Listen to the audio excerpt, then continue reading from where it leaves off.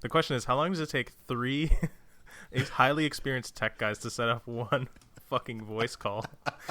The answer is about 2 hours. Way too long. It wasn't 2 hours. It was an hour. Okay. And the hour we spent before that. Yeah, I know. But we tried Skype, Discord, Google Hangouts, and they all suck. As a lot of our listeners know or enjoy, we like to talk about either our jobs or how we got into our jobs or switching to a, tech career or just advice in doing tech related things. And this week I wanted to bring on, I would say, a friend. Jake, would you say that we are friends? That's so nice. Yes. Although we've never met each other. Hey, that's true. That's weird. But yes. Yeah. And we've known each other for like IRL. Yeah. 3 years now. Yeah, something like that. Yeah. And when I first met Jake, he was, what were you? The Public Health Emergency Management Coordinator for Collin County, Texas. And as you can probably tell from that title, that does not have anything with software developer or sysadmin in the title. Not even close. And what would you say that you do now? I am, what's my new title? I just given a stupid new title.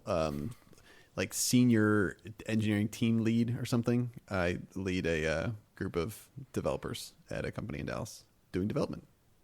Thank God. I thought you were about to say like customer enthusiasm. Oh God, no. Specialist. It's not that bad, thankfully. Cloud apologist. Did you say cloud apologist? I really like that. Instead of a cloud evangelist, the apologist. I'm sorry I like the cloud so much. You know what? I actually might put that on my next set of cards that I print. It's a really great one, or just a Twitter bio or something. Anyway, so Jake is the perfect example of saying fuck it and switching careers. Like, how old are you, Jake? You're like in your early or late 20s, right? I just turned 30 earlier this year. So for everyone out there that thinks it is too late to switch their careers and they are in their 30s, Jake is a perfect example of, someone that has done that. Just a quick couple of statistics for you. The average American, according to, what is this? The Bureau of Labor Statistics. Yeah. I was going to say the Department of Labor, but I think they are a bureau. Yeah.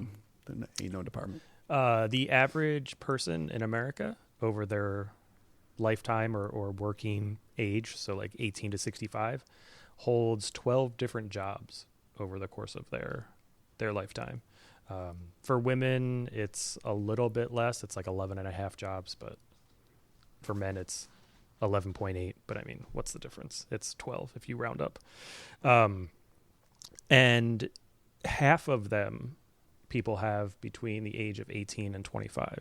So like between 18 and 25, you're going to work at half of the jobs you're going to work at over your entire life. Huh. It's so funny. I always thought I was an outlier, but that actually means I'm basically right on track.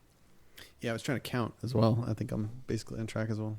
Yeah, the only thing that is tough to figure out from the statistics that they put out is if they're counting like Starbucks or Walmart, McDonald's, like if those are part of your jobs. I guess they would be, right? Stuff you put on a resume. I never put any of those jobs on my resume. I put like my first real job on my resume. It shows you're well-rounded. I want to see you doing some customer service, stuff like that. Those are fine. But who cares when you're like 16 though? Like I worked at a deli. Maybe. Like what is that going to prove? That I know how to chop lunch meat?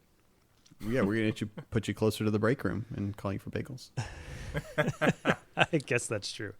But so I was thinking the statistics are not every person in the U.S. like has a career. I would say the three of us have careers. Our wives, girlfriends, fiancés have careers. But I think there's a large portion of the U.S. that just works jobs for their entire life, which I guess would skew some of the statistics. Yeah, that's true. Because there's people that we know Jake, that like are in our Call of Duty, or I don't even know what you would consider us now. The group of people we play video games with all the time that work online friends. I don't know what to call it. Yeah, that work at Panera or Starbucks, and they're in their mid-20s or I guess mid-20s. And I don't know if I would consider what they have a career, but it's a job. So, but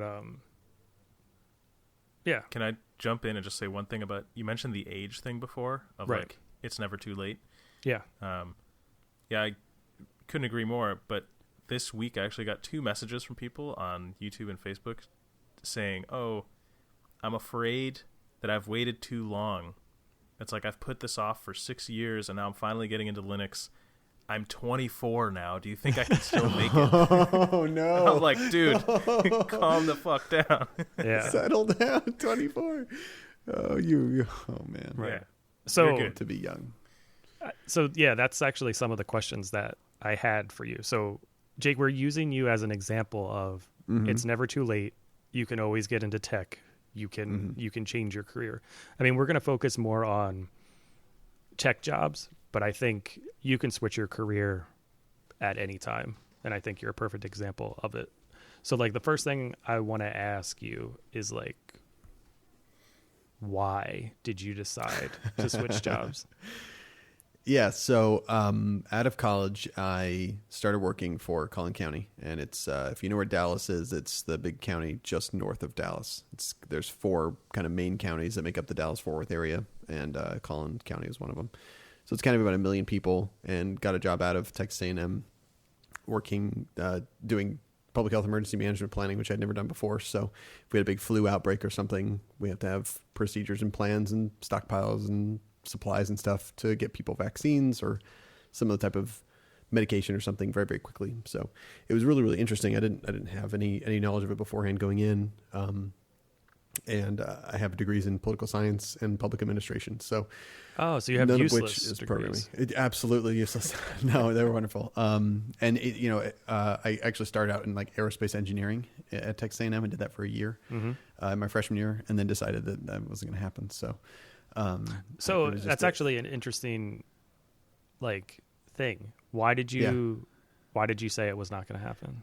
Yeah, I don't know. So I got an internship at NASA Johnson Space Center down in Houston the summer after my freshman year, so 2005. Okay. And it was wonderful. It was actually in the computer. I don't know why they gave me this job. It was in the computer security division in mission control at Johnson Space Center. It was a really fucking cool job. It was so cool. So I wasn't going to school for computer science or anything like that. It was aerospace engineering, but I kind of realized, even just being in proximity to what I would have been doing as an engineer, and that was what I wanted to do at the time, was finish engineering, go through and go work at Johnson Space Center and launch some stuff in space. But it just seemed so tedious and bureaucratic. I thankfully saw that I don't think I would have been able to stand doing that for the rest of my life. So then you decided to work for the government instead. decided just a different branch of the government, which is political science. I'm a sadist. What do you want? So I guess it was 5 more years of school for political science and public administration, and I still love that. I mean, that's definitely something I keep up with, and I really enjoy looking at not just politics as we all might think of it, but actual political science and the literature around state and local governments and elections and things like that. It's all very fascinating. But that's unless you want to go into academia or research, or you're going to actually go work in DC, which I did toy with for a while. That's not super, super useful. So we'll say that instead, for the 12-hour version of this podcast. Yeah. There's a bunch of longer side branches I'm skipping over, thankfully. What the hell was I saying? So So I went to work for Collin County, and that was a lot of fun, and I really enjoyed that. But it's a bunch of more bureaucratic stuff, and there's not a whole lot of you don't really think about climbing the ladder for public health emergency management planning. Mm-hmm. That's kind of it. It's coordinating the program for a county. If you want to go work for the CDC in Atlanta, that's maybe the next thing you could do. But it's not really it's not really widely applicable. There's not a lot of there's not a really wide job market for public health emergency management planning. It's kind of fixed. So, and it's all government grant funded, which is not super fun to be on a grant year to year for your job. So for those and a bunch of other reasons, something that I had been doing for a while was breaking and putting computers back together, but then programming in some very limited sense on the side, not part of my job. And that seemed like a very logical thing to head on into for a paid career. So what me and Dave talk about a lot is like, and that we struggle with too, because we've been doing this for longer than you have, is like, what was your first project? Like, what was the first thing that you worked on that you were like, oh, this is pretty cool? Or what was the first thing you were like, I wonder if I can get something to do this? My very first computer program was in 8th grade. I think it was 8th or maybe 9th grade. Wow, really? That young? Yeah, but I had a computer science class at Apollo Junior High School here in Richardson. And there's going to be one person that's like, I know there'd that's be one cool. person that's like, fucking Apollo, yes. Oh my God, that was great. And so I had a computer science class, and it was C++. And I remember the big yellow book, and it was awful. Like reading the book, and it was, I wish I remembered more about the environment now, knowing more about it. That was kind of my first introduction to programming generally. So it was some DOS-based IDE. Well, IDE I'll use loosely. And then, compile and run your program, F8 or whatever it was.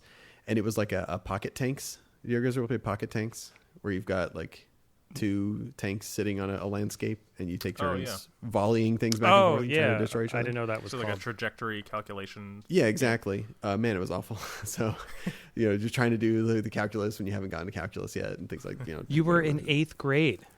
No, yeah, but you're trying to make the little thing follow an arc and like maybe hit the other person. I know it was terrible. I feel like I could barely count in 8th grade. Probably that would explain a lot. But yeah, so that was the very first one. But then in college, briefly or limitedly, and then actually at my job at the county, just using programming to like make things more efficient. I think that was kind of the first real bit of it. I have some really, I'm very embarrassed to tell you guys this right now, but I have some Visual Basic for applications, some VBA, Microsoft Excel scripts as some of my most complicated work before my current job. When in Rome. It's bad, man. Like, going back and look at these scripts, they're on GitHub right now, so I can remember them for perpetuity. They're really, really bad. But that was, being able to customize stuff and make my job more efficient and do things a lot more efficiently. I think that's where a lot of us start, which is just, hacking together stuff for your own personal gain and then realizing you can do more. I never really thought of Excel as like... I don't know if VBA is built into macOS, into the macOS Office version, but it's super powerful. You can import a bunch of different libraries and stuff from the operating system and you can do some really crazy stuff. Huh. Interesting. Yeah, I mean, it definitely seems like I'm sure no one wants to admit this, but I'm going to go ahead and say it. VBA is the right tool for those kinds of jobs. It's wonderful, man. You can do so much stuff in Excel using VBA. Yeah. And Outlook, and it was a mess, but it was fun. Yeah, I bet like having like a little tech background and being like, oh, I wonder if I can make this easier. And then like the next thing you know, you're like, oh shit, I'm actually programming something. Mm-hmm. Yeah. Yeah, so or you just accidentally start programming. Yeah, accidentally, exactly. Being like, oh, this is not just a little bit faster, but 1,000 times faster. It's gotta be pretty cool. Yeah, I guess you probably start with like your first like, oh, how do I make all the odd numbers green? Like or like string concatenation. So there's no built-in Excel function for concatenating a range. So if you select A1 to A4, and, like concat and then give that the range, there's no built-in function for that. So there's little things like that where you can extend it by making custom functions that you can then use in a cell, or you can do very complicated stuff. It gives you access to this whole little API for all of the cells in a sheet and all the sheets in a workbook, and you can loop over them and do whatever you want and color them and calculate things. And you can do anything you want, pop up little modals and user input forms. And All right. It gets very complicated very, very fast. Sound- And then I was like shipping it to users and supporting versions. I don't know what I was doing. Really, I'll send you guys this GitHub repo. That's awesome. I want the painful parts of software It development. really was very bad. Yeah. How do I get to those? Supporting users. And it was like And I want to users, write but- all of my code in a 5 pixel by 20 pixel block. Yeah, it was very bad. So Yeah. next up on Tutorial Linux, how you write if statements. Yeah, my 100-part VBA My series first coming VBA, right up. yeah. Oh man. So Please don't. when you decided like, okay, I don't want to worry about giving everyone on the or in your town flu shots or vaccines for some awful like Nile virus, how did you come to that decision? Like, it's time to change. I think I'm generally the person that, I mean, the statistics you were saying at the beginning were pretty interesting because I've said that for a while. I think we're in a different generation, you know, I guess starting with what we would call millennials, people born 1980 and later-ish, people that grew up with computers. And I don't know which is a byproduct of what, you know, if computers make us more inattentive generally to like career or jobs or whatever, or if it's just some other byproduct. But I feel like we're more susceptible to changes in a job or in a career field and more okay with that. So we're okay thinking that this isn't what I'm going to do for the rest of my life, and I have an opportunity to move to something different if I want to, and that's kind of just normal. So just 5 years, I don't know why that seemed like a decent number. Actually, it was about 4 years in. A year before I left, I kind of started looking in earnest. I don't know who, somebody must have prompted me to start looking or something. There must have been some genesis, but I want to take credit for it. I was going to say it must have been you because we were talking around this time. Right. And I must have started looking because we were talking. I wish I could go back and look at those GroupMe chats. I'm sure I've got them saved somewhere in some log. But yeah, that of course was the main genesis for me actually doing it and getting out of VBA. You know, I didn't get this job by having a lot of good VBA experience. I had been doing PHP very limitedly before, maybe 4 years, I guess, before I switched. And then really started it so Jeff and I, as we were saying earlier, we were, I guess, in a video game clan, like Call of Duty clan, but we don't use that word anymore. Clan. Yeah, we can't say clan anymore, so we don't know what word to use. So we're a group of people gaming group. Yeah. Yeah. Call of Duty unfortunately called them clans and had like clan wars and stuff. Yeah. And so part of it there was, you know, the same way with VBA, it was just making my life easier, making things more efficient. Personally, it was making stuff better for our clan, our gaming group. You wrote to aimbots, track. didn't you? You bastard. I wrote a GroupMe bot, which was wonderful. Not an aimbot. No, we play on not console. an aimbot. No such things. Yeah, it was console stuff. You can't. I mean, you could do like a hardware aimbot, I guess. Like it'd be laggy as hell. But yeah, so it was making stuff in PHP for tracking these little, like we would do these wars. It all sounds so hokey now that I'm saying it out loud. It's just, it was a lot of fun. Trust me. Okay. But no, it was a lot of good programming experience because you ignore the fact that you had to like take apart iOS apps and figure out endpoints that they were hitting. Like, oh yeah, forget that. But you were working with like GroupMe's API to like take in messages and then trigger things on those messages. I think like Dave, one of the topics you always bring up is like starting a Mumble server. Yeah. Like a voice chat server. Yeah. But is that just strictly voice? It is voice. Yeah, it's like a open source Discord type thing, right? Yeah, exactly. I think it's got text chat and voice. It's pretty primitive outside of voice. Yeah. Oh, okay. But theoretically, you could, if you set up your own Mumble server, that would teach you, you know, the Linux system admin side stuff, and then you could do stuff with the text chat, right? Like you have access to all of the messages. Yeah, I think so. Yeah, you can basically configure the logs of the chat to be stored somewhere, and it'd be pretty trivial to set up a watch on that log file that then, you know, feeds whatever changes are written to that file into a program, and then you can do whatever you want with that. So you could write your own bot if you wanted to. Same idea. You could, yeah. And there's, you know, this gets at what a lot of people ask me which is that when they want to learn to program or to get into tech for paid, and like, you know, what language should I pick or what project? Like you have to have you have to have something that you want done. Yeah. To like, you have to have something you want to try. In this case, we were on GroupMe, and I really wanted to make our bot. It's called TryBot, and it still persists now. I've rewritten it for Slack, and it's just a silly like little chatbot. But and then people would have ideas like, "Hey, can you make it do this?" Like, okay, I'll learn how to do this and call an API and do like Markov chaining to pretend to be a user, and you know, whoa, it's slow, but it's iterative, where you're slowly learning different facets of the language, and you're interested in it not because you are trying to force yourself to do it, but because it's fun, and it's like play at that point. And you accidentally learn again how to be a programmer. You just accidentally think more like a programmer because you have this kind of passion project. So the actual language doesn't really matter. What you're actually learning doesn't matter, as long as you are enjoying yourself. It goes by really, really quick. Yeah. That's like, I think that sums up what we've been trying to say for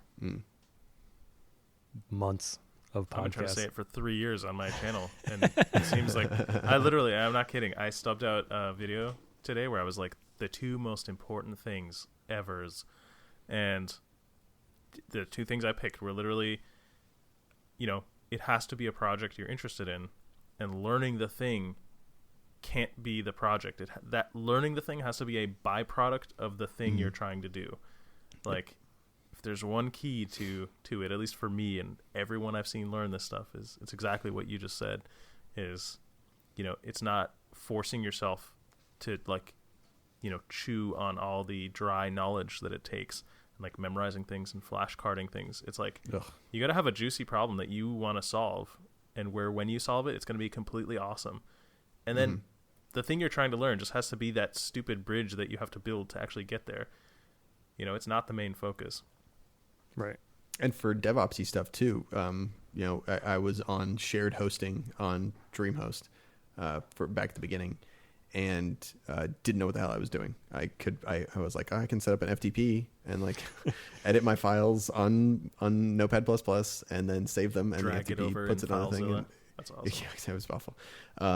But then it was like, oh, I want to do something different, or I think it was on some Apache thing, and someone's like, oh, you should try Nginx. I'm like, oh, okay. And I'm a diehard Nginx, and I like was just you're going to end up Googling the shit out of everything you're trying to do. But it was just, hey, I need to do this. Well, that requires this and this and this. And so then you end up getting to a virtual private server, a VPS, and kind of configuring some more of your stuff. And now it's just like, give me a couple Linode boxes, and you feel a lot more comfortable, just because it's a no fail kind of a situation. When you're working on those personal projects, you will screw stuff up a lot and you'll learn from it. But because it's your personal project and you're trying to learn slowly, you know, you're not going to learn it all in a couple of weeks, and really like learn it. You're going to screw stuff up, and it's more fun to have it be that iterative thing, because you get to learn not just a way to program, but you just get to figure all of it out kind of from scratch. It feels very like a kid, I guess. You know, just like figuring out the world, like going out and looking at bugs with a magnifying glass kind of thing. But you're doing it with programming, and you get to show your friends your cool chatbot. Yeah, and then once you have the great TryBot meltdown of oh my God, of 2015. Yeah, you learn about so this was in January. We first went to GroupMe, and I turned TryBot on in our main channel, but I failed to. So there was a webhook listener. So every time somebody sent anything to this main chat, it would ping an endpoint. And then I wanted to have the bot respond. So I had the responder working, and I had tested all that. I can already see the infinite loop that this is. Yep. I'd failed to filter out bot messages. And so TryBot just started responding to himself thousands of times. And GroupMe didn't have at that time, GroupMe now owned by Slack, which we're using to record this call. Thank you, GroupMe. You're terrible. Didn't have any server side rate limiting. So I think I took down GroupMe for a very short amount of time. That's fucking awesome. It was wonderful because I'm pretty sure that I took down the service for at least in a limited sense by doing this. Because when we finally got back into it, so nobody could get into the chat at that time. We had other chats. We were like, what the hell's going on? By the time we got back into the chat, there was no history of the chat anymore. In the API, there was nothing. So they like wiped the chat clean and started from scratch with the same number. It was a mess. But yeah, you learn things like that, like how to rate limit yourself to on outgoing stuff. And it's a painful process, but it's fun. Staff. They learned that day that rate limiting an API is one of the first things you do when you create it. Yeah, why do you have a key if you're not going to rate limit my key and start shutting it out, man? We could have an entire other hour-long podcast on the issues I have with GroupMe and their engineering. It's many years. I mean, there's a reason they're not Slack. So there's a reason. Oh, man, don't get me started. I'm not even going to go down that road. Thank you, Microsoft, for buying Slack, and then thank you, Slack, for buying GroupMe. And wait, Microsoft owns Slack now? Microsoft owns Slack as of 2013, 14, and then Slack owns GroupMe. Yeah, if you go to like Skype. Oh no, I said Slack, Skype. Oh, okay. Yeah. Yep. Yeah, okay. Yeah. Too many S things. Yeah. Microsoft owns Skype and Skype owns GroupMe. Yeah. Okay. It's a whole big mess. Yeah. All right. So let's try and get back on topic a little bit. No, this is totally topic. This was fucking awesome. Are you kidding? Well, I mean, there's totally relevant. In my mind, I have a story that I want to tell for our listeners. Bring it. And the next step. I have an issue with your journalism. I don't give a shit about you, Dave. You are not needed for this. Journalism. All right, so we're here now. You've realized you want to quit your job. You've done all of this fun programming outside of, your normal job. Some at your job, and then more for like fun for your friends or Twitter bots. Which, congratulations on your 10,000 follower Twitter bot. 11,000, but it's blocked nice. now. So. Oh, please plug it here. What is it?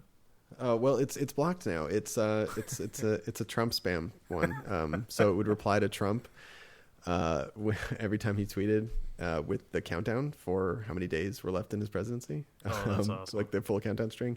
But he blocked me. He blocked the bot account like on Twitter. And for a while, the API would still allow you to reply to somebody that had blocked you, which was definitely a loophole. Like that shouldn't be allowed. Yeah. And so Jeff and I had the same thing. We were both of our bots were blocked, and they were the Twitter engineering people better than GroupMe were finally wised up to that and plug that hole. So we can no longer reply to him. It's very sad. That's pretty cool. So it's basically dead. It still tweets out every time he tweets, just tweets itself, doesn't reply. But yeah, it's a lot of fun. Yeah, days left, the number 4 Trump. Yeah. Go follow it and enjoy yourself. So then I guess at this point you have another job and you've done these side projects. Like how did you decide that you were ready? Like when in your mind were you like, I think I can do this professionally? Like, and then how did you start like going about that? So I think it was around a year before I ended up getting the job, which was July of 2015. I moved jobs. I think it was around a year before that, at least 9 months or so. And it was, I knew it was going to be slow, and it was kind of nice because I didn't feel a sense of urgency that like, I had a good paying job that I generally enjoyed the people. There was no real reason to get out of there immediately. So I got to slowly start working on little things that I thought I needed and that I still do think I probably needed, which is like having some semblance of an online presence from a programmer standpoint. So making sure I had some stuff on GitHub that were like public projects. So I think I had a slimmed down version of the GroupMe bot, Tribot, as a basic framework on GitHub. Right. Like an online portfolio / technical resume type thing with my actual resume up there. Things like that I started just slowly getting prepared, and then looking at what kind of was out there for jobs. What were they called? What companies had PHP developer or engineer type jobs. What's the difference between an engineer and a developer? Spoiler alert, nothing. And then just starting to apply for jobs, and I applied to a ton. I don't know how many. I was going to kind of go look beforehand before this, but I don't know exactly how I would look, but because I can't really search for it in my email or anything. But I mean, it was dozens, many dozens, because I knew it was going to be very difficult to get my resume through the kind of HR filter. So I think larger-ish companies have an HR staff that'll filter through paper or digital resumes and, checks and boxes. So if the job requires that you've got a computer science degree or equivalent experience, and if they're actually selecting people on that, mine goes right out the window because I have none of those things. I don't have any paid development experience or a computer science degree. Having a master's degree doesn't hurt, probably. I don't know if it would help because it's public administration. Right. But I knew that was going to be slow, just because for every 24 you send out, maybe one won't get you weeded out based on those basic requirements. So, and then go ahead. I was going to say, how many interviews did you get? 1, 2.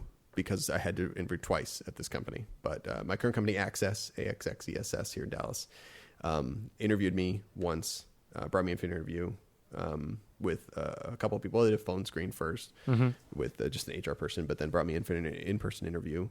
And then I never heard anything back for like a month. And I was like, well, okay, moving on from that one. And then heard back again, and they asked me to come in for a second interview, which I have since learned is not a typical interview pattern at this company. Most people, very, very few people go through a second interview. Is basically because they not having any professional experience. I gave a decent first round interview, but they wanted to know, like, is this dude for real kind of thing. Right. And the basics around that were, we had some good conversations around, I think, Jeff, you might remember, this was a time where we had this tool for our gaming group. We called it like the war dashboard. Right. And it kept crashing. I know now that it was just a low memory thing on the box I was running, but I couldn't figure out why. Right. And so I was kind of talking to them about this at my first interview, just kind of like, I've got this weird crashing thing. I think it's some like PHP www pool thing with memory. And they're like, oh, whatever. So part of bringing me back in for the second round interview was, hey, we talked to you about some things. We talked to you about these couple of things a month ago. Did you go and do anything about them? Did you go read more about them? Did you learn about the things that you said you didn't know about? I can't remember. They asked me some things, and I was like, I don't know. Like design patterns. And I was like, I don't know what that is. So yeah, I was like, go away. So they, that was what the second review was for. Is like, is this guy basically for real? Huh. So thankfully, and I kind of knew that was going to be the case. I knew that I could sell myself if given the opportunity. I had to get to that first interview, right. and I felt pretty confident that would be okay from there. I think the first job that I applied to, way before this one, was to Topgolf. So Topgolf has corporate headquarters here in Dallas. Nice. And Love all Topgolf. of the bays, if you've been to Topgolf, yeah, it's great. Yeah. If you've ever been there and you've gone and you do the little touchscreen thing, that's all an MVC PHP project. So it's all. Oh God, really? Like, yeah, and that's why it explains a lot, because there's some horrible things. And it's like a mouse cursor, but it's all running basically in a browser, and it's all MVC on PHP. So, and I'm kind of glad that I don't work there, that I didn't even get an interview for that, because in the many years I've been going to Topgolf, the software has not changed. So like, I don't know what they do. Like I've sent them bug reports. So like, come on guys, I'm at the bay and I'm like emailing them bug reports. Oh my God. So that's probably anyway, why they were like, who the hell this fucking emails dude. bug reports to us at 11 o'clock at No, night when they're playing I did drunk golf? I also did they had a soft launch for a new one over here by me, like 2013. And so we went in and played, and it was a mess. The code was really buggy. I don't think they knew it, but I wrote down my bug notes, my bug report, and my logs and notes and stuff on like sticky notes, and like gave them to one of the managers there. Oh. I doubt they did anything with. Oh that, yeah, but they probably I put can't you help on it. a I'm that list. kind of guy. I know. I'm bad. I spent a lot of money. You're never gonna have a career at a golf-related company again. I know. I'm blacklisted from the whole golf tech community now. It's bad. Jesus. So Anyway, so that was the whole process. Took about a year. but you only got one interview, and that one interview was at Axis? Yes. Wow. Yes, that's correct. That's awesome, though. Smashed it out of the park. Yeah, I mean that's the rate we're talking about though. Is let's say for round number's sake, 100 applications and then one interview.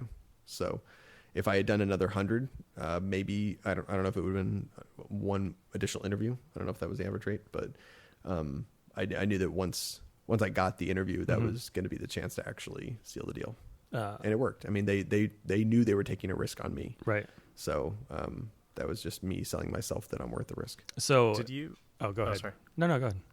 Did you? How did you prepare? Just in a few things that you did to prepare for that interview, that sort of first interview process.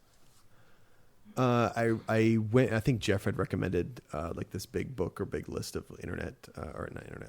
interview questions, technical interview questions. None of which they brought up or discussed. Actually, I remember that because it was the same set of questions we used for you, Dave. Like the questions that we asked you, I sent to Jake. That's funny.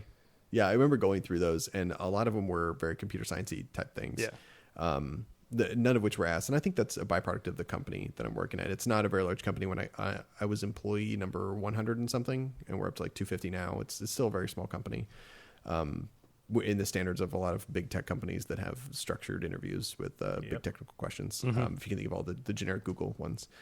So I think that was kind of one of the reasons that I didn't get any of those questions. But the ones I got were still technical enough. They were the prove to me that you know what you're talking about kind of questions. Where if I put PHP and like jQuery and Ajax or whatever on a resume, or if I had talked about them, like, okay, tell me how an Ajax call works. Like, how do you fetch something from the front end? As well as describing the process about how that works. I didn't prepare for that piece of it because I just knew it, and that's, I guess, the mark of a good interview to me is, from their standpoint, is just make the interviewee prove to you that they know what they're talking about. So all of my interviewing prep had been in vain, of course, for the 2 interviews I had done. But it didn't hurt, because you never know going in what kind of a thing that they're going to ask you to, some binary tree stuff or whatever. Did you have to do whiteboarding? No. Okay. It was all like verbal, like walk us through how you would do X, Y, and Z. That's cool. Yeah, it was kind of nice. But I mean, I don't have any other experience to contrast it with. But that's great, because you found the 1 out of 100 company that A, would take a chance on a new guy, and B, not have a hellish, like, cargo culty interview process. So I've since learned that the reason they called me back a month later is because they had a couple of other candidates that fell through. And there was some internal, and all the people have copped to it now to me, that they were either for or against my hire initially. And so they had like a month-long discussion basically, and some other candidates fell through. So I don't know, that was another bit of luck, I guess, there. So you have to kind of just be the last guy standing that they're willing to hire. But yeah, it was nice that it was not competitive on that kind of a sense, because I feel like that, I could have been given a score and compared against the other candidates rather than more subjectively. So I had to bank on it being more subjective. So I don't know if you actually want to go into this part of it, but I'm going into whatever you want. Well, I'm here. So I know that, well, first, congratulations on your raise and your promotion. Thank you. But I know that when you first started, that you were hired below market rate. Do you think that was do you think that was because of your experience, or was that the position? The position was just hiring at below market rate? Neither. I made a fundamental mistake. So phone screen. Here's what happens in a phone screen. You're here with an HR person, right? They're going to ask you one pivotal question in regards to this. So what is your current salary? And always lie. It is the worst question, because if you are not expecting it and you are like me, you answer exactly honestly. No, because you're a nice person. That is the opening negotiation. Well, I'm a nice person too. So here's one other thing. In tech, I am a big proponent of, in generally, I guess, but in tech, because we're in tech, of sharing salaries, because I think that it helps empower all employees especially the same company, but generally, I mean, it doesn't really apply for the three of us here because we're not even in the same market. But so I had my job at Collin County, I was making $65,000 a year. So of course, when the nice HR lady asked, "What is your current salary?" I said $65,000 a year.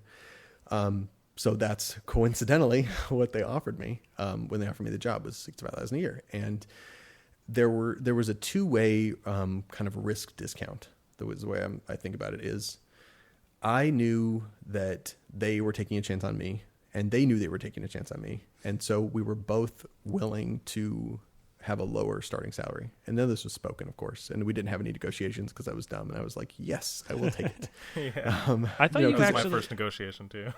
I thought you We're went gonna- in. I thought you were making more money, a little bit more. No, Okay. no. A year later, so I guess this was just over a year ago. I got a small raise, a $10,000 raise to $75,000. That's a significant and raise.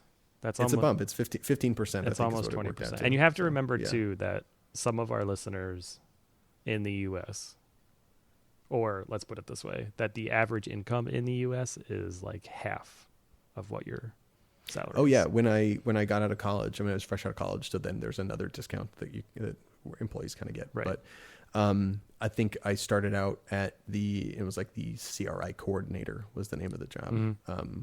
And it was $32,000 a year or Right. something like that. So, I mean, within 7 years to more than double my income it's a jump. Right. I mean, it's a lot. Right.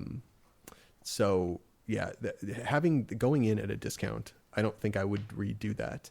I might re-answer the question of what my current salary is differently, but I don't think that was an unreasonable expectation on my part or on the company's part to bring me in at a discount, almost like what's the word where it's like provisional, or it's like probationary. Yeah. Yeah, a lot of companies will do like the 90-day probational thing, probationary. It was kind of like that. So I knew that I was going to be able to prove myself over the next year, and we'd be able to remedy the pay back to kind of a market average. But that it would just take some time. Right. I was willing to accept it. It wasn't a discount for me. To your company. A lot of companies are not willing to then bring people up to market. Huh. Yeah. I wonder if we know any companies like that, Dave. No. And so to speak a little bit, I'm still not at market average for Right. Dallas for just a PHP engineer, much less team lead for a handful of people for my project, and like pseudo project or like product owner kind of thing. It's weird. But I'm still not market average for that. So as Jeff said, I got another raise just over a week ago, and so now I make 92.5. So that's good. Again really nice jump, even from the 65 2 years ago starting out. So, but that's not even a market average. So that's the hill you climb if you come in at a discount, is understanding that by taking that discount, by not feeling, I guess, that you can ask for more money or to be closer to market, or not even knowing what market value is for your position. It might be a longer road than just a year to get you up to whatever that market is, even if you pan out, as of course I humbly think I have. Yeah, it sounds like that is now starting to be, that's reasonable. I feel like one of the things that people do, and certainly what I did at the beginning, is you look at the initial dollar discount, but that's actually the wrong kind of math to do, because it's that multiplied by time and like the opportunity cost, it's the area under that graph, and that actually adds up to quite a bit of money. Like I remember my first negotiation, I laughed when you were telling the story, because my first negotiation was I literally didn't think I could ask for more. And so my comeback to their offer was not, actually, that's about 10 under where I want to be, which is like the very least you should say to any offer. Yeah. But it was, I guess there's not much point in trying to negotiate, huh? And she just went, nope. It's like, yep, I win. Like, dumbass. That's awesome. Oh, that's nice. But so and you brought up an interesting tough to ask for money like that point, too. Jake. You said that you wish you wish in tech that people were more open with their salaries, and I think that's just a U.S. thing, like, right, Dave? Like, where when you were in, when I was in Austria, sorry, you mean the fact that people are much more open there about it, like about what they make, Yeah. It's so that there's a lot less variance there.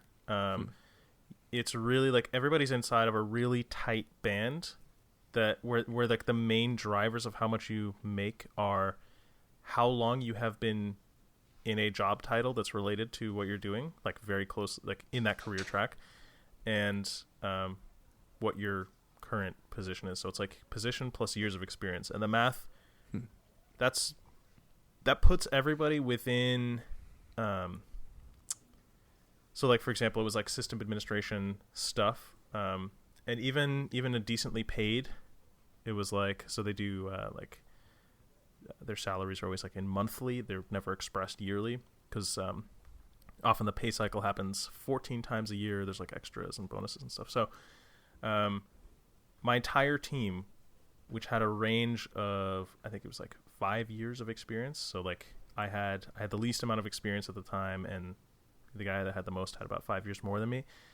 We were, I think, making 900 or 1,000 euros apart per month. Oh, wow. That's really so that tight. is a startlingly small difference. Yeah. What does that equate to? So I was making somewhere dollars. around 50K a year, and he was making a little bit above 60. So call it 65 or 68. Oh, between like 1 and 5 years of experience. Yeah. Okay. Yeah. Where, in the US, it would be, depending on the job role. Like, I mean, shit. When we worked together, we did the same fucking job, and you made like 15 or 20 grand more than me. Yeah. Yeah, I think I have no problem talking about that. I think that was like an incredible failure of that company. Well, I like, think that I think it was, again, you didn't negotiate hard enough at the beginning because you felt like, I think we all have that imposter syndrome to a point. Like if you're good, you have imposter syndrome, and like your task should be to say things that you feel like dirty for saying, like lying about what your salary is currently when you're talking to a recruiter, and aggressively countering any offer that you see. right. And not like 5 grand, but like at least 10 or 15 grand higher than what they're offering. See, It's really hard to do. I don't know if like someone like Jake would have that ability. Like I think if Jake would have went in and said, "Oh, you want to offer me 65? No, I want 80." Right. That And probably I would don't know what would have happened. So they were obviously offering me the job. Looking back on it now, they were probably somewhat expecting maybe a negotiation, by offering me 65, which was, what I guess they would have accepted would be my minimum, since that was what I was currently making. I probably could have gotten maybe up to 10 more.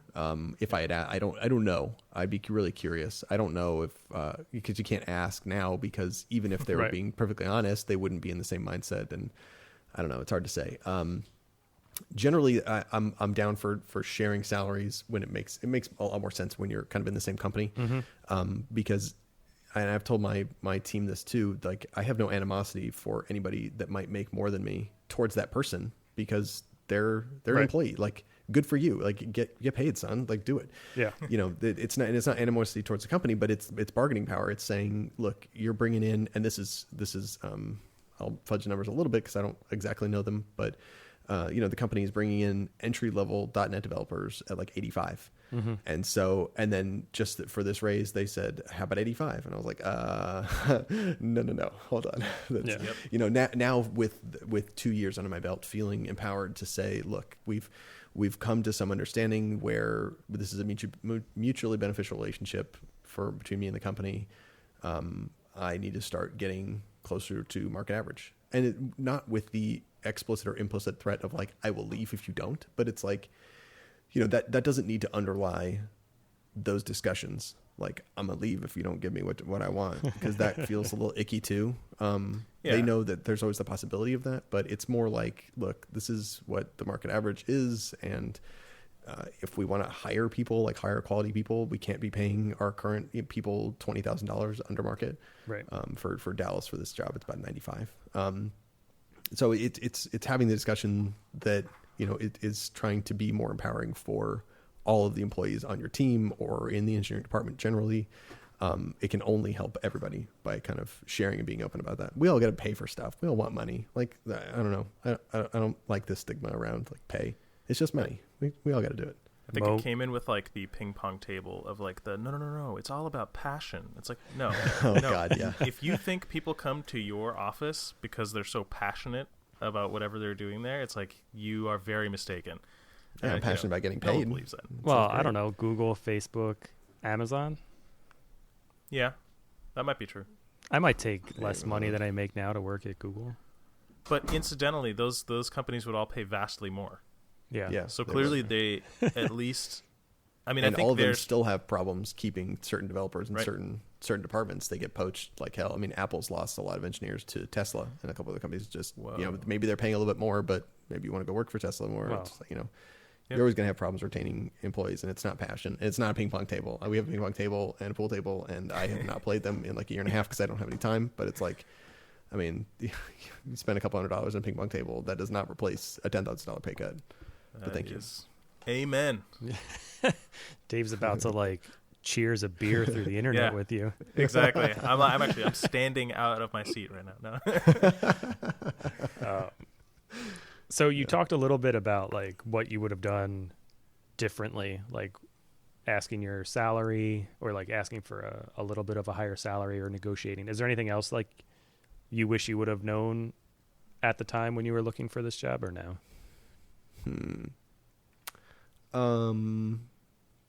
Now seeing through some of, and it's not BS. The company I work for is great, and I really love it. But there's a lot of tech companies BS surrounding things like the ping pong table, and coming from, and I guess part of the reason I'm also not stigmatic about salary is working for a local government on a federal grant.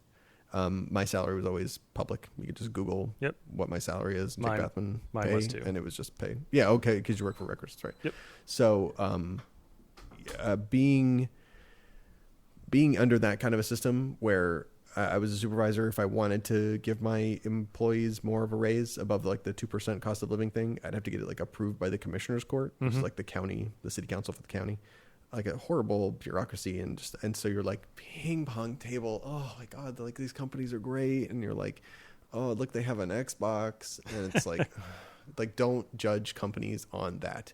That's the baseline of like, they want to try and make their employees happy, or they want to make you think that they're going to make their employees happy, but the working situation might be where you just never get to do anything, and so they sit there and just like are recruiting elements. So there's a little bit of that like window dressing when looking at potential places to work that you have to kind of ignore. Right. And I don't know if I would do it differently because I just applied everywhere, but don't get caught up in like the marketing hype, because a lot of what you're doing for the first job switching is building professional paid experience. So you are building your knowledge base and growing, but also just having like, hey, a company decided to pay me to do this and I didn't immediately get fired. So the next job you apply for, there's that line in the resume. It's terrible, but like that makes it so much easier now. If I were to apply somewhere else, now I have paid development experience and more, and that's kind of what you're taking the discount for. And like you were saying, Dave, the cost curve of like future earnings potential that you're losing kind of sucks if you don't handle that correctly. But that's more of, I think, what I should have been focused on. And I don't think I would have done a whole lot differently in that regard, but more focused on go and do something that is interesting to you and that you can grow at. Because it might not be, you're not switching careers into the job that you're going to have for the next 5, 10, 15, 20, 30 years, but it's into the field. So this job isn't going to be, and this company isn't going to be the last thing you ever work for when you switch. It's just the entry point. Right. So speaking of 10, 20, 30 years down the road, do you think that you would switch careers again? Totally. I don't know what, but I'm again the kind of person that's I'm not averse to that. If I got really annoyed with what I was doing, the field that I was working in, not just the company or whatever, but if something else was more interesting and I could support myself doing it, I would totally do that. I mean, I've always been really interested in video production, and I think it would be really fun to direct a live like sports broadcast or a live broadcast. I've done that volunteer before, Right. and it's so much fun, and I love it. Doing things like that. I like the technical creative side of stuff, doing live gigs or stage theater background stuff. That A, doesn't pay the bills, and B, the Dallas Fort Worth, Texas area is not really a hotbed for like the creative arts. Yes, it is. Don't at me. Great. We have a wonderful theater scene here, and I really love it. But you get my point. So yeah, I'm definitely not averse to doing something like that. I think everybody should be open to that, because you only have however many years you've got. Just enjoy yourself. Enjoy yourself. Support your family. And if you're not having fun, figure out what's going to make you have a little bit more fun while you're getting paid. What would your wife say now that you're making all this money? She's very happy. She is with me for the money. Obviously. Out of college, I was with two political science degrees. I was going to go work for a House or a Senate office and make like $26,000 a year and live in a basement, and it was going to be terrible. And she was willing to follow me to do that. So well, no, thankfully now we did not do that. I'm saying now that you're making all this, like, right now, I mean, this she bank. thankfully she got in on the ground floor Yeah. without the promise of money, and now it's just icing on the cake. So, yeah, and honestly though, she's been super supportive. So I switched right before my oldest kid was born, and she just turned 3 yesterday. So it's been super fun. Wait, am I doing the math wrong? 2004. No, she was already born. So she was born in 2014. I get all my years confused. Well, you have like second, 8 kids now. yeah, it's still just the 2. Another one coming soon. But yeah, so Cooper was born like 9 months after I started there. Yeah. So yeah, man has been super awesome and supportive, and having some extra money to pay for 3 kids. 3 kids are very expensive. Daycare is super freaking expensive. We have a whole podcast about daycare. Fix that problem. You can very soon with Jeff. Let's do it. What? Yeah, Jeff. Let's get on it. What are we doing? I don't know. Talking about daycare. I don't want to talk about Party- daycare. These are Pardon going to my be your wisdom. problems now. I guess what we could talk about is how to work from home with like 9 kids. Oh, I don't know if I could do that. That would be a pain. Make online passive income. Make $900 a day with this one simple trick. Working from home. Oh, one weird trick. The banks hate this guy. I always see that stupid video on Facebook, or that stupid ad on Facebook with that girl sitting at a slot machine, and it's like zoomed in on her purse or God. something. Yes. And it's like one trick that casino owners don't want you to know Casinos don't about. want you to know. But you know what? I hate them so much. I want to click them. Like, I still want to click them so bad, even though I know what they're doing. I know it's bullshit, and if I click it, there's not going to to be anything, and it's just going to be like but I want to click it so bad. You know I what don't want to gets get all that malware. Ad block origin. Oh no, shit. No. What is it? uBlock origin. My bad. Oh, I don't think someone that told me works about on the uBlock. phone I'm gonna on try it. Facebook. Yeah, that's a good Jesus, point. well, there's your problem right there, man. Quit Facebook. That's your problem. Just quit Facebook. You gotta remove the spying apparatus from your butthole. Now. But how else am I going to see what these 15 celebrities look like? I'll never believe it. I'll never believe what they look like now. Jeff, you always have a career in writing spam emails. Absolutely. You already have experience with sending them, so. Hey, what we send was not spam. Oh, I Dude, don't know I'm how many still of you on the guys emails Bernie I've list. I received. still get my own emails from my own email servers. It's like, Do you really still? You Yeah. subscribe to those? I don't have the heart to unsubscribe from the Bernie lists. That's good of you. Yeah.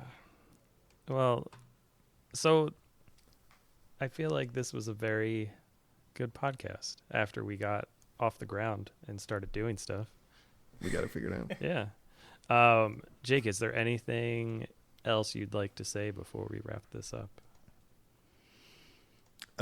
If you are thinking about switching into some technical career, I know we talked about my experience and specifically with a programming job, but you guys have talked a lot about DevOps type stuff, sysadmin things.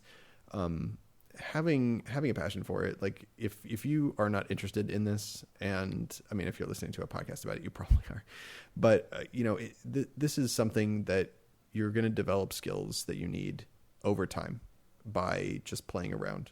Get a little box, start a Mumble server like Dave was saying, or get a little Linode $5 a month box, a little private server that you can just run into the ground and reboot and refresh whenever things go wrong. Like, just start playing with stuff, start breaking things, and figuring out what you want to do with it will come. It might not be in the first week or the first month or maybe even the first year, but giving yourself those opportunities to play and learn will definitely benefit you in the long run. And just do it. I mean, if you're interested in it and you're somewhat technically competent and you enjoy doing fun, hacky things, like, just do it. Just set your mind to it and get it done.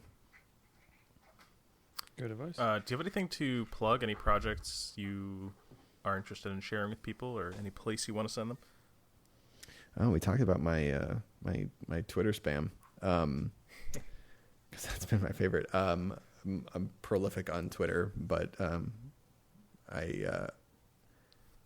trying to slow my Twitter roll since my poor bot got blocked.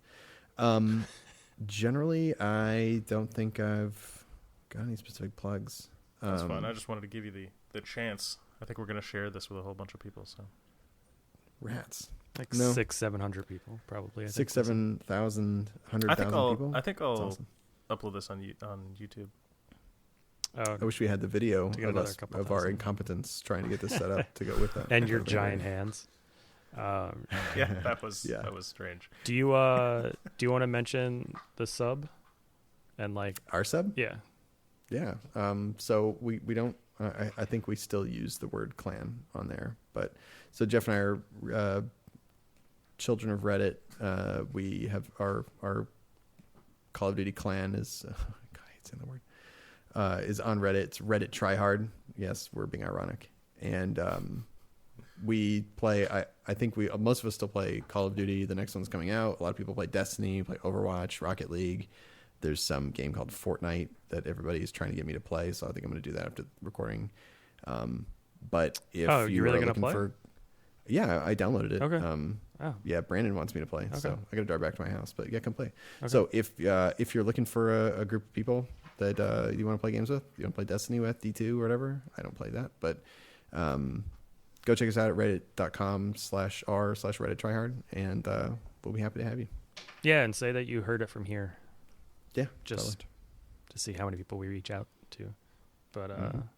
and then you can follow. Well, Jake's like social media stuff will be in the description. So, but you can follow him at Jake. Everything is Jake Bathman. Jack Bathman. Same freaking name. Jack Bathman. Jake Bathman. I don't hide on the internet. I'm an idiot, and everything is my real name. PSN gamertag. Everything. YouTube, Twitter, everything. Yeah. Instagram. Don't follow me on Instagram. But You can follow him on everything's Snapchat. Jake Bathman. You can follow me on Snapchat. It's at Jake Bathman. Everything. Shocking. His Instagram is just his social security number. One picture. Your Equifax episode was absolutely fascinating, and I got even more enraged at the Equifax hack. Jesus Christ. It was. I've been ranting about that since it came out. I just cannot believe the ineptitude, and I can't believe Jeff does not want to punish CEOs. I know. for I was their like, absolute incompetence. A2, Jeff. They're A2. to blame. They are the figureheads. They deserve the blame. Well, they all Let retired. them get fired. I don't care. The company does need to go under. This is No, they an do. inexcusable hack. But- We don't need to rehash this. It was a great episode. If you haven't listened to their Equifax episode yet, it's episode number 7, I think. Go listen to that. It was really good, and it will make you really angry. Well, thank That's you. what we aim to do. Yeah, make everybody angry. That's what you want. Your Make listeners America to do. angry again. Yeah. Nah. Well, Nah. beats apathy. Oh god, Anyway, I love it. Dave, do you want to do the plugs on the outro? Yeah. See if I you can can. record those No. after we hang up. No, I'm saying right now, do them. I want to see if you can remember Oh, them. shit. Wait for it. Which plugs are we doing? Are we doing the... all right. So, all right. I got this. KernelPanicPodcast.com. That's the website. The Yep. .com gives it away. You can follow us on Twitter. We are at Kernel Panic Live. You can follow us on... All right, that's it. I'm done. Fill out doesn't have the survey Snapchat? at Oh, yeah, the survey. survey.kernelpanicpodcast.com. That's right, and that's a clever little C name over to the survey. Survey.kernelpanicpodcast.com. Please subscribe to us on iTunes or whatever your podcast listener thing is if you haven't already. And rate us. Yes. Rate This is us. probably going to be the last week that you can do this before we close the giveaway. Yeah.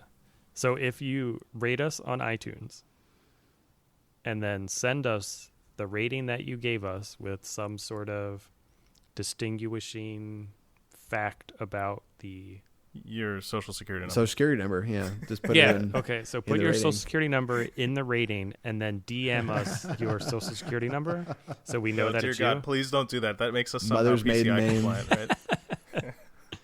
And It's apples to get yeah, there. so just give us a rating on iTunes and then send us a link to the rating or the text of your rating or the name that you used for your rating on Twitter, and you will be entered in to win a $25 gift card because we're poor and we can't afford anything more than $25.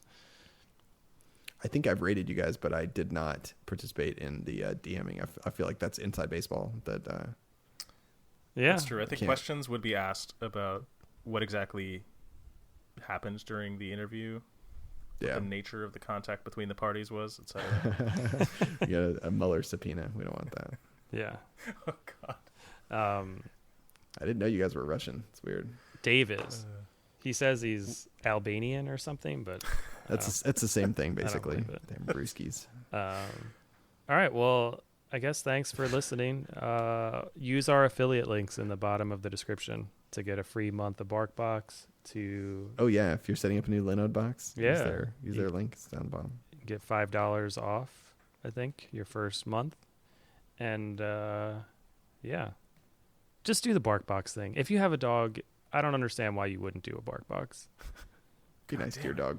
Seriously. Chill, Jeff. No, Go home. Chill. there is, I mean, I could get my wife over here right now to tell you how awesome BarkBox is. We would want Shay to tell us. Actually, Exactly. I hope your wife is not eating the BarkBox snacks or whatever it is. I'm assuming it's snacks. It's snacks, it's treats. It's a whole like exciting day when they come. Like when the It's very box exciting. comes, like me and my wife get really excited to like Do open. they have them for cats? Because I No, know it's called who the- BarkBox, but What is it gonna meow box? I got 3 cats. Yeah, why not? We're gonna get that domain now. You know Jeff what? And I have a horrible habit of like registering horrible domains. That's Hey. how we came up with the days left for Trump account. Yeah, It was just and that got on a 12,000 podcast. viewers. We're gonna up listeners, it every time we followers. mention it. The 13,000, 14, 15,000 followers. Yeah, meowbox.com. All right, don't let me distract. We you. just send you a cardboard box every month for the cat to Cats go would- in. It doesn't have any Cats would treats or love anything. that. Oh my god, they would love it. It's the best. Anyway, all right. Well, thanks for listening. Hopefully you enjoyed this episode. If not, sorry. Go away. But you really know how to end an episode. It's Yeah. beautiful. See you guys. Thanks so much for being on, man. It was a great conversation. Yeah, thanks for having me, guys. It's fun. Cool. Peace. Bye.